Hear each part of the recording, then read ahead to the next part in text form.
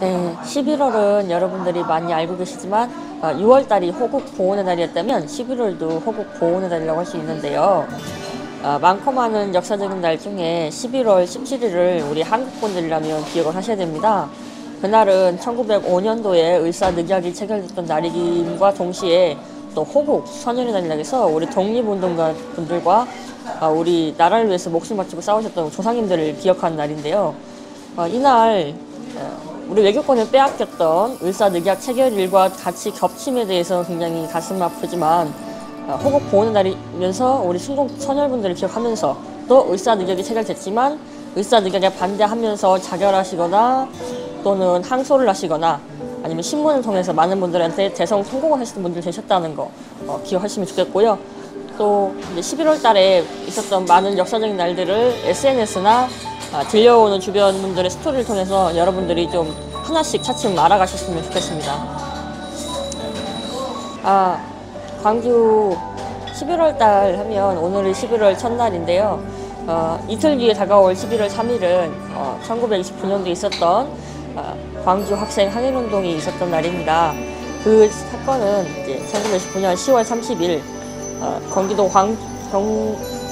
전라도 광주와 나주를 오가는 통학열차에서 한국인 여학생을 실종했는데요. 한국 여학생 실종한 남자아이는 일본 남학생 후쿠다였는데 이 후쿠다 슈즈가 뱉은 말이 좀 중심이 되면서 불화가 되었고 이에 의해서 학생운동이 일어났는데 간략하게 이 사건에서 얘기를 하자면 한국인 여학생하고 한국인 남학생은 서로 사촌지간이었어요. 근데 이제 한국인 여학생을 댕기머리를 만지면서 성희롱하던 일본 남학생을 본 한국 남학생인 박춘채는 이에 분개했고 후쿠다에게 명색의 중학생인 녀석이 야비하게 여학생을 실종하냐며 뭐라고 반박하자 후쿠다는 조센징에 까부냐. 조센징이라는 말이 굉장히 이제 큰 중심이 되고 이 사건의 계기가 된 절정이었는데 이 조센징이라는 말이 원래 일본어로 표현하면 조선 사람을 의미하는 것인데 그 당시는 우리는 식민지 지배를 받고 있었던 식민지 시대였기 때문에 조선 사람 비하하는 말로 많이 쓰였는데요. 이 말을 저는 SNS 스토리를 통해서 광주 학생 항일운동과 함께 설명을 올렸었는데 이에 영화 귀향의 배우이신 제일교포 정무성 배우님께서 이제 조센징이라는 말이 자기도 가슴 아프게 느껴졌다. 실제로 일본에 살고 계시지만 또 이제 자기가 일본 살고 있지만 일본이 저질렀던 죄에 대해서는 속죄하고 싶은 마음에 영화 귀향에서도 일본인 수사 역을 맡으면서도 죄책감 속에서 또 이런 일본의 잘못도 있지만 우리가 바로 알아야겠다라는 그런 역사 의식 때문에 나서게 되셨는데 엊그저께 저의 SNS를 통해서 이제 제일교포시지만 센징이라는 말은 일본이 잘못한 것 같다. 그리고 본인도 일본 살면서 이런 말을 많이 들었던 것 같다라고 이제 저한테 얘기를 해주셨는데 그런 또 이제 생생감 있는 현실적인 얘기에 대해서는 저도 좀 가슴이 아팠고 또 이런 역사의 과거의 역사도 있지만 또 실제 현실 속에서도 이런 얘기를 들었던 분 계시구나 그런 생각이 들어서 좀 현실감의 좀 생생함 또 역사의 사뭇 좀 색다른 가치관을 좀 가지게 된 계기가 되었던 것 같습니다.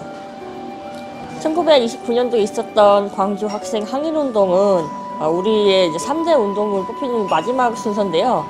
첫 번째 순서는 고종황제의 부모로 인해서 일어났던 1919년 3.1운동.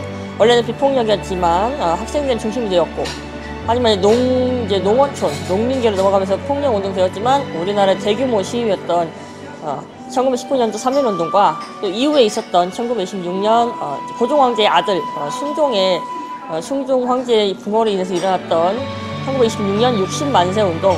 하지만 이것은 1차적으로 발각이 되는 바람에 크게 대규모로 펼치지 못했지만 나중에 이후에 1929년 11월 3일 광주 학생 항일운동을 계기로 3.1운동 이후에 최대 규모의 항일운동이었고 또 학생 중심이었고 또 얼마 전에 창립된 신간의 후원을 받아서 그 지원 속에서 크게 대규모 시위를 펼칠 수 있었다는 우리나라 3대 운동으로 꼽힐 수 있겠습니다. 오늘 원래 답사 일정지를 광주로 잡았었는데 코로나19의 여파하고 함께 이제 또 오늘 날씨가 비가 많이 와서 움직이지 못하게 되었는데요.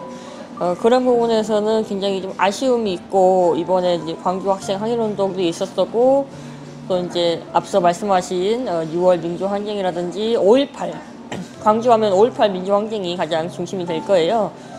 그런 역사적인 부분들을 생각하면 광주를 한번 답사를 갔다 오는 것이 정말 좋은 경험일 것 같지만 한번 기회가 된다면 꼭 가보고 싶은 의향은 있고요. 우리의 민족 항쟁이라든지 이제 민주화 운동에 대해서는 대부분이 학생들의 힘이 가장 컸지 않을까. 3.1운동부터 5.18 민주운동까지 또 6월 민주항쟁 또 지금의 광주 학생 항일운동까지도 어른들이 참아 나서지 못하는 부분에 대해서 학생들은 서스름 없이 자신의 목숨과도 같은 그런 뭐랄까 용기를 가지고서 나섰다는 점에서는 저에 대해서는 제가 학생 때는 미처 알지 못했던 이런 일들 또 제가 학생 때 미처 하지 못했던 일들을 우리 조상들을 통해서 또 새롭게 배워가는 시간이 오늘인 것 같습니다. 마지막으로 뭐 하고 싶은 얘기 있어요? 마지막으로 이제 영화 귀향에 출연했던 정무성 배우님의 뜻깊고 또 새로운 역사 의식을 깨우치게 해줬던 그 댓글 너무너무 감사하고요. 또 이제 얼마 있으면 11월 4일 광주 학생 항일운동이 있었던 다음 날에 실제로 평화의 소녀상 2011년도에 우리는 수요 집회라고 해서 일본군 위안부 할머니들이 하시는 시위가 1000회를 맞이했는데 그 1000회 기념해서 소녀상을 세웠는데요. 그 평화의 소녀상 만드신 작가님들이 또 여기 보령 문화연당에 오셔갖고 이제 초청 강연을 하신다고 합니다.